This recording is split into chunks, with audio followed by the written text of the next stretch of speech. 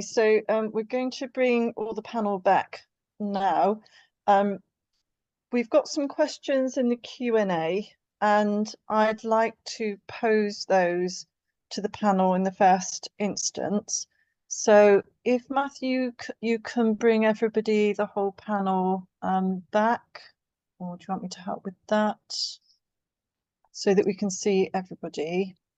So we've got 3 questions in the Q&A which are linked and that relate to the single democratic state that Tony's just referenced, and it's come up quite a lot in the chat as a solution to the conflict and the marginalization of the Palestinian people. So we've got a comment from Shabir: is there any prospect of the path of South Africa working towards a single democratic state possible in Israel, Palestine? We've got comments from Marie Lynham in the chat about her doubting that the Israeli leadership would ever accept a democratic republic, secular state. We've got a question linked from David Kenvin. It's apparent to me the only way the ICJ ruling can be enforced is if we do it, which is what Ilan said. It's up to all of us. Our governments will not act unless we put pressure on them. The way to do this is to do the same as we did with apartheid South Africa, impose a BDS campaign. Do you agree? And then a comment from Leonard Shapiro to Ilan: I think the ICJ judgment serves a very important purpose for the global solidarity movement, including BDS, to help Palestinians towards overcoming apartheid and the establishment of a democratic state for all. Do you see this an important outcome of the ICJ judgment? So can I ask our panel, I mean, I wonder whether Ronnie and Ilan in the first instance, and maybe Tony and others, have a response to that. To that you mean those comments? ICJ? The ICJ linking it to, Yeah. well, how do we enforce it in the first instance, but also linking that to the ultimate outcome, which should be a single democratic state? Yeah, let me put it this way. I don't underestimate the symbolic importance of the way that ICJ, first of all, recognized the right of South Africa to submit its demand, and that it also substantiated almost all the facts that the South African team had brought to the court. And even used the same language as the South African delegation did, or the team used. I think in the long run, this would be an important landmark in the sense of changing the discourse about Israel.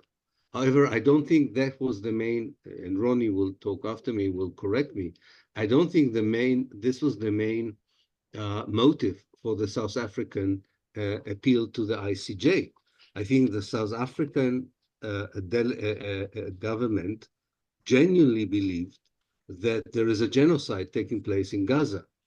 And it was not interested in a philosophical debate whether it is genocide or not. What the South Africans wanted is the ICJ to, and they said it very clearly, to rule that Israel has to stop immediately the genocide or bear the consequences. And this, unfortunately, is something the ICJ refused to do. In fact, I remember exactly the wording of the president of the ICJ. She said that they accept the allegations made by the South African team, but they do not accept the operative side of, or the operative measures that the South African demanded. That is, this is a surrender to the global North treatment of Israel with a slap on the hand, but without any significant practical measure to stop the genocide. Israel can live with symbolic allegations. It would find it much harder to do what it does if it will face real sanctions. And real sanctions are not coming out in the next month from the ICJ. So yes, we as a civil society have a lot to do. to move in the BDS from the B and D, the boycott and divestment, to the S, the sanctions. Ronnie can tell us, as he told me once, how it also happened in the case of South Africa. It was not immediately an action of governments in the solidarity movement. It began in the civil society. It took a while before governments joined the civil action of boycott. But I think we are moving towards that, but we need to accelerate the pace because this is an Israel, unlike any Israel we knew before. This is an Israel led by Messianic Zionist Jews who have no inhibition, and nothing would stop them for not only genociding the people of Gaza, but to doing the same in the West Bank if we don't stop them. This has to be clearly said, and I'm saying it as someone who knows the Israeli beast from within. This is not a paranoid reaction. This is not someone who wants to over-dramatize a certain action. I know the mood in the state. I hear the people. I hear the leaders of the political system. I hear the military commanders, and I don't remember ever feeling so frightened of what the next year holds for the Palestinians in particular, but even for dissident Jews like myself. Thank you. Thank you, Ilan. I'll hand over to Ronnie now also to respond to that. It's up to us. Sorry, Esther, you referring to me? Yes. Okay, thanks. So there are 2 points that I'd like to make. I tend to agree with Ilan's pessimism to some degree in terms of Israel and its backers just refusing to take any action in terms of the RCJ. And we've already seen that. I've alluded to that. However, take note of what our foreign minister, Naledi Pandor, had to say when she tried to interpret. She did a damn good job. And she said, of course, we wanted to see them call for a ceasefire. And that's where there's been disappointment. And we're hearing this straight out of Gaza, how depressed people there are feeling, because for them, they were regarding a positive finding at the RCJ as one which would miraculously overnight stop the bombings, etc.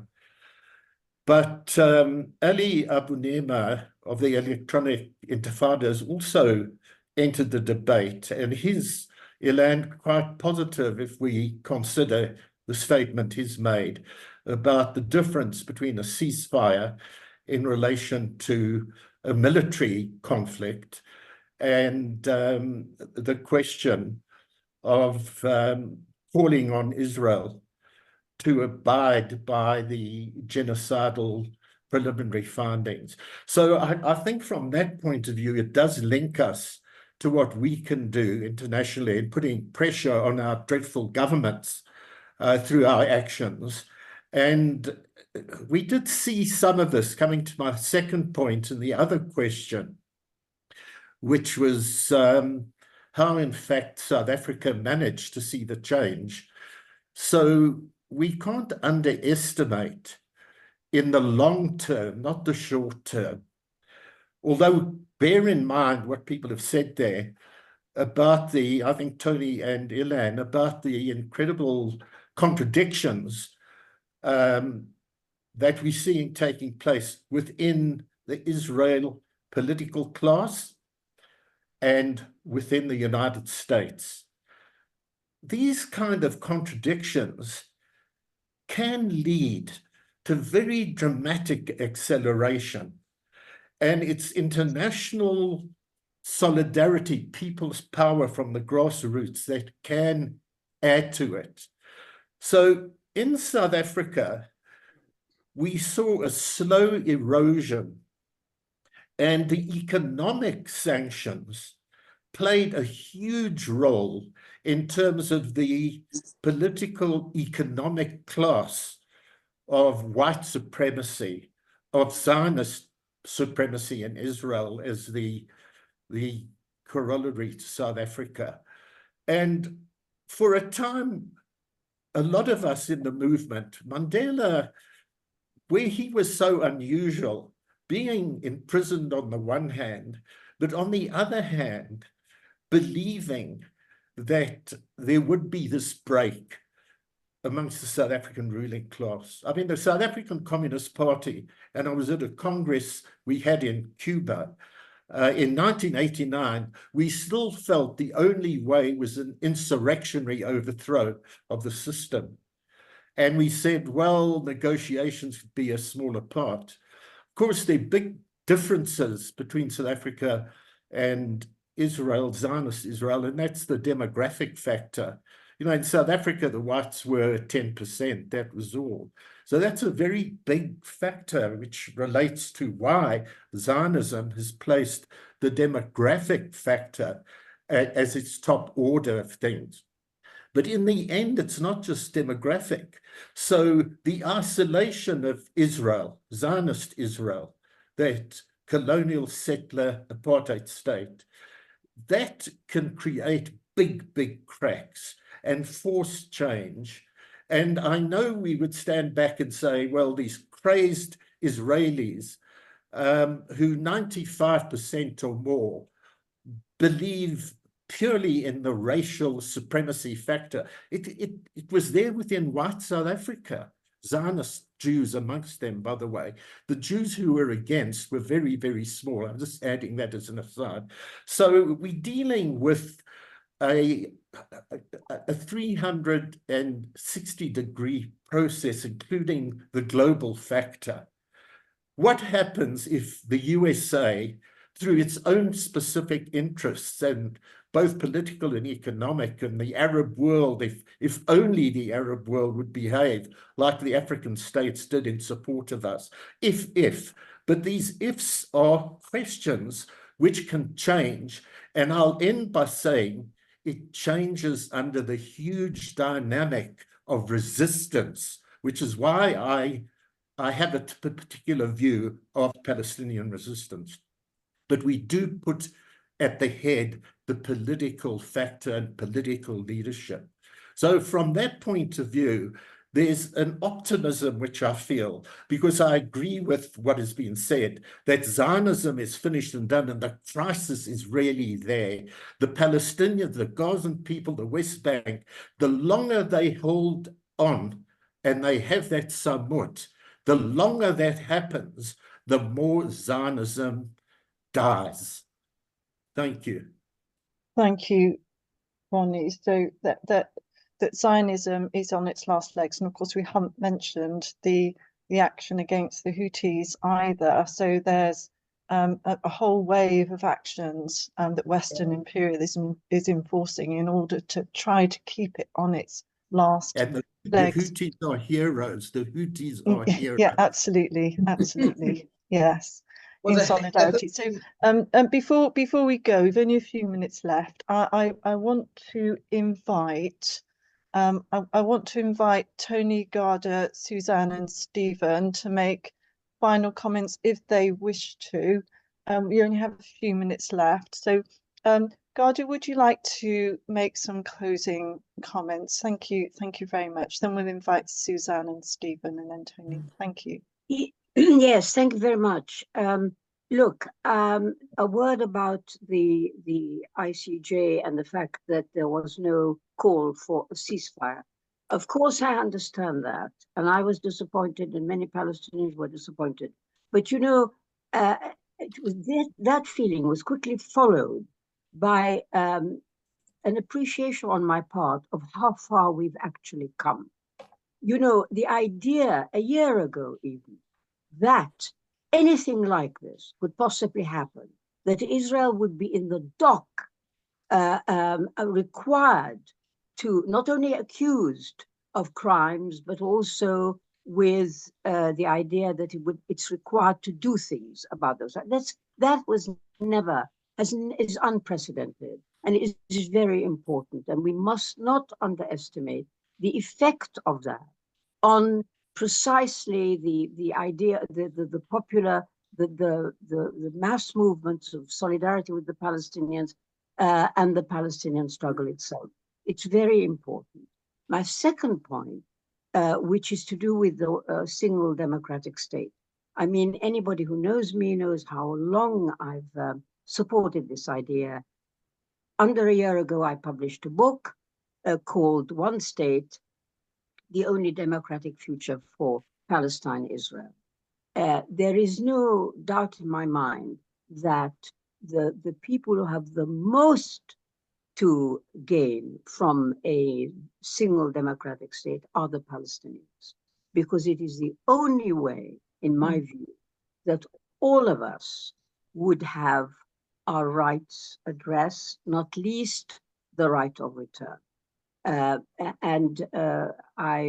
This is the trajectory.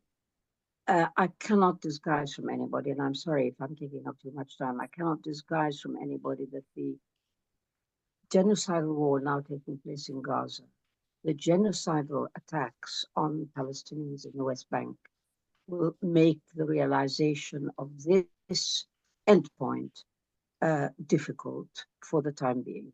But there is no doubt in my mind, however difficult and however long it might take, that is the only endpoint for this situation.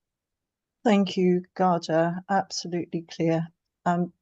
Suzanne, would you like to make any final comments? Thank you very much. First, I want to thank you again for inviting me to this fantastic panel. I've learned so much. I was very happy to hear Ronnie Casriel talk about BDS, and what I did is I confirmed what he was saying, and that is that we must use that tool to help defeat Israel apartheid. I just like to say that I think that Omar Barghouti brings it into focus and explains, although he doesn't call it a revolutionary tool. I think it's revolutionary because it can it talks of, you can strike at the point of production,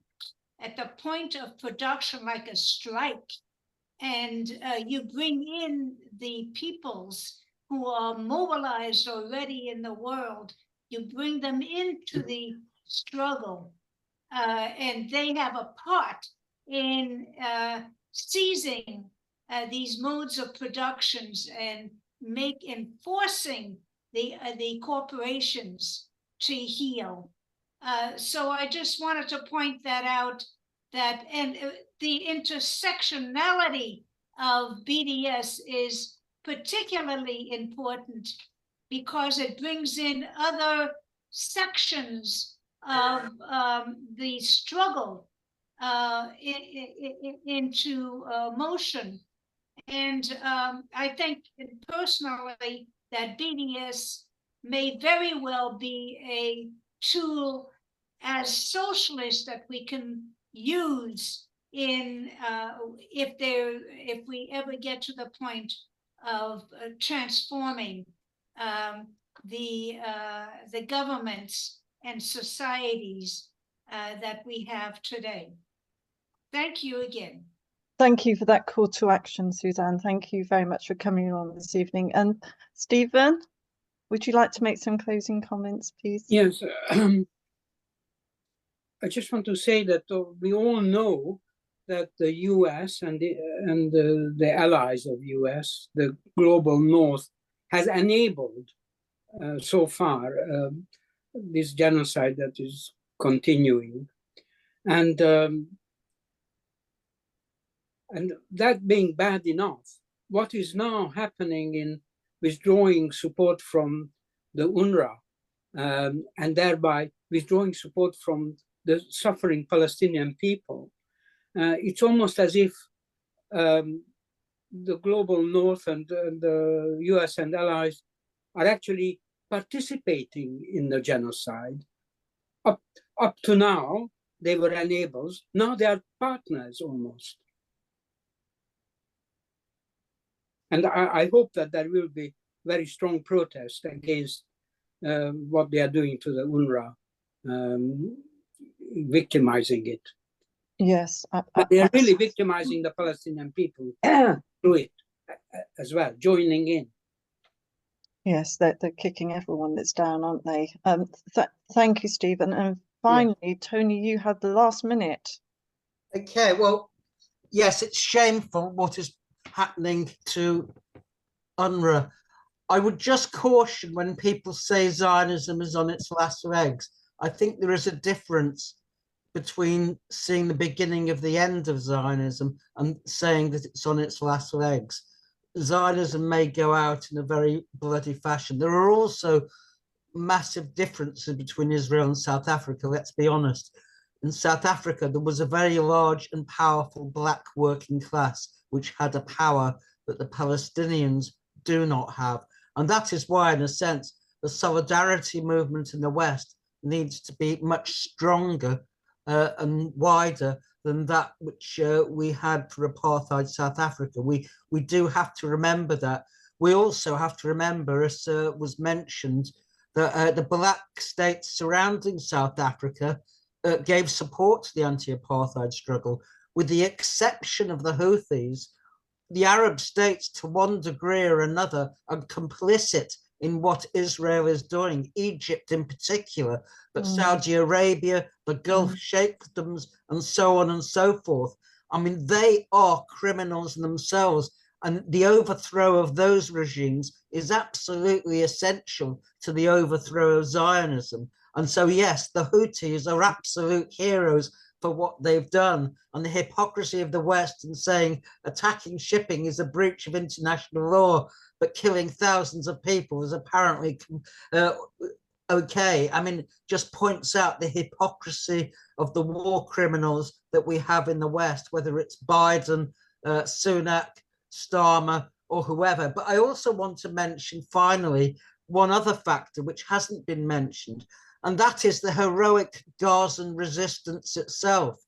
Israel has not been able to defeat Hamas and the other groups that are fighting them, and they have taken quite clearly very large casualties, and that is a factor in itself. Now, I've been arrested for saying I support Hamas and the Palestinian resistance, but I will continue to say that because I do, and because they are fighting against those who are committing genocide. And so we have to bear in mind the differences as well as the similarities. But the clear message to us is we have to go out and do much more than we are doing.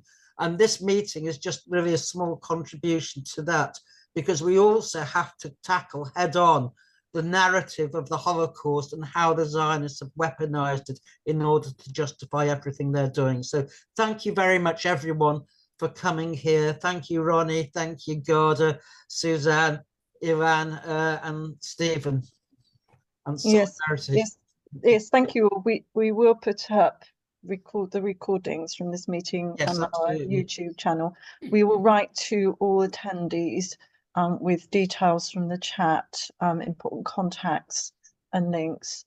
And I would like to just say again, thanks to all the panelists and indeed to everybody who's come along this evening. And to remember Elan's words, it's up to us. Thank you and good evening. Okay, thank you very much, everybody.